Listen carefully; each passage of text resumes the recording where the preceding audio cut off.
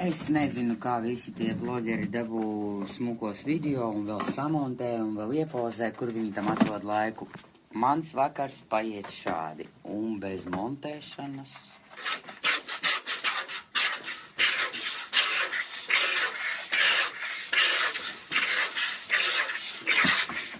Šī ir pirmā.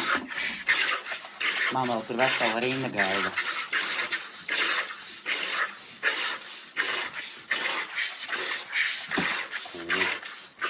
Tad, kad ir augsti vakari, tad var sasildīt rokas šādi.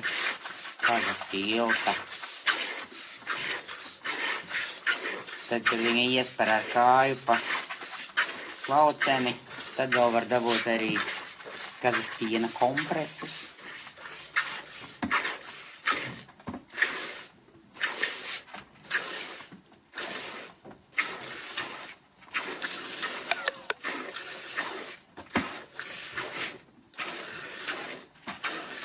Nekas interesants, vai ne? Parasti cik vakaro un ikrīta process. Viss to vienkāršo. Man jautāja, kur es lieku sūkalas. Visas kazas kā trakas pēc slaukšanas šo savu labumu labprāt uzņem atpakaļ. Olbaltumvielām bagāts produkts. Viņas zin, kas ir labs. Tu bučiņiem.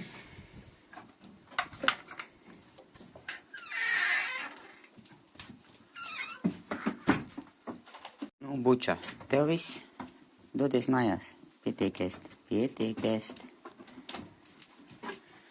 Jau nākamā gaida rindā, pārsla nākamā, stingrā hierarhijā, nekad neviena neies citai pa priekšu, kam pienākās pirmajai iet, un tāpēc kārtas, pārsliņi nečurp, nāc augšā. Nu, un tā viena pēc otras, manas mīlas. Katrā ar savu raksturiņu, katrā ar savu devumiņu. Foršas. Kad man prasa, ko es no rīta varu, cikos es no rīta ceļos, vai es tur, man taču agri jāceļās, lai izslauktu kazas. Nē, manas kazas ir miega micas. Un citreiz, ja diena ir saplānota tā, ka man vienkārši nākas viņas slaukt 7, tad es 7 ieeju kūtī un viņas uz mani skatās nesaprašanā. Ej, tu ko? Mēs jau pagulēt gribējām. Kāda slaukšana? Viņas ļoti labprāt slaucās tā, ap 8, ne agrāk. Bet, dzīve ir dzīve.